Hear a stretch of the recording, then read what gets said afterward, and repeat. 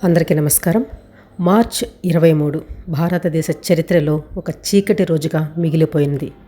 March 23, 1931 స్వాతంత్ర సమరయోధులు Bhagat Singh, Rajguru, Sukhdev గారులను British వాళ్ళు ఉరితీశారు. భగత్ సింగ్ గారు చెప్పిన 7 ముఖ్యమైన పాయింట్స్ మీకు ఈరోజు నేను ఇక్కడ చెబుతాను. దానికన్నా ముందు ఒక విషయం, బ్రిటిష్ వాళ్ళు వీళ్ళ ముగ్గురిని ఉరిదీసే సమయంలో వీళ్ళ ఫ్యామిలీ మెంబర్స్తో బిహేవ్ చేసిన విధానం గురించి నేను వీడియో చివరిలో చెప్తాను. ప్రతి ఒక్కరూ తప్పకుండా చూడండి. వీళ్ళు చేసిన త్యాగం అంతా ఇంత కాదు. స్వాతంత్రం కోసం తమ ప్రాణాలను త్యాగం చేసిన భారతదేశ ధైర్య స్వతంత్ర సమరయోధులు, సైనికులు, పౌరులు ఇలాంటి వాళ్ళ అందరికీ నివాళిగా మార్చ్ 23ని షాహిద్ దివస్గా చేస్తుంటారు. ఇక్కడ భగత్ సింగ్ గారు చెప్పిన ముఖ్యమైన కోట్స్. ఫస్ట్ది, బాంబులు మరియు పిస్టళ్ళు విప్లవాన్ని సృష్టించవు. విప్లవం అనే కత్తి ఆలోచనలు అనే పదును పెట్టే రాయి పైన పదును పెట్టబడుతుంది. వారు నన్ను చంపవచ్చు, కానీ వారు నా ఆలోచనలను చంపలేరు. వారు నా శరీరాన్ని నలిపివేయగలరు, కానీ వారు నా ఆత్మను నలిపివేయలేరు. ప్రేమికులు, వెరివాళ్ళు, కవులు ఒకే వస్తువుతో తయారవుతారు.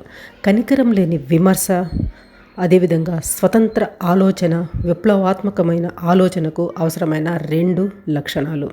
తత్వశాస్త్రం అనేది మానవ బలహీనత లేదా జ్ఞానం యొక్క పరిమితి యొక్క ఫలితం. జిందగీతో అప్నే దమ్ పర్ జియా జాతే హై, దూసరోं के కంధే పర్ తో సిర్ఫ్ జానాజే ఉదాయే జాతే హై. అంటే జీవితం ఒకరి స్వంత శక్తితో జీవించబడుతుంది. ఇతరుల సహాయం అంత్యక్రియలకు మాత్రమే అవసరం. విప్లవం అనేది మనిషికి శక్తికి మించినది. దానిని ఫలానా తేదీనానే చేయాలి అనేది సాధ్యం కాదు.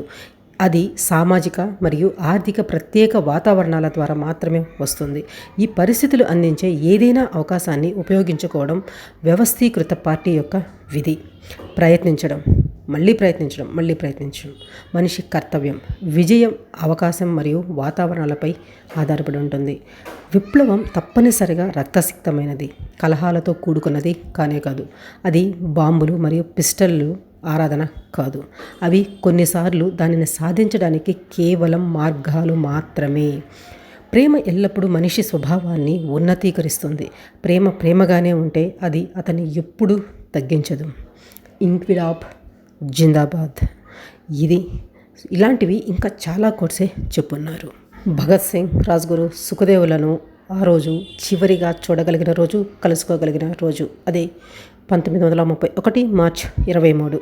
ఆ రోజు రాజ్గురు గారి తల్లి, వాళ్ళ చెల్లి ఇద్దరు కూడా మహారాష్ట్ర నుండి లాహోర్కి వచ్చారు. వీళ్ళు అందరూ కూడా జైలు దగ్గరికి వెళ్ళారు.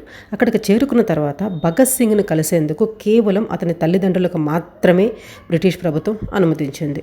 ఇతరులకి అనుమతి లేదు అని చెప్పారు.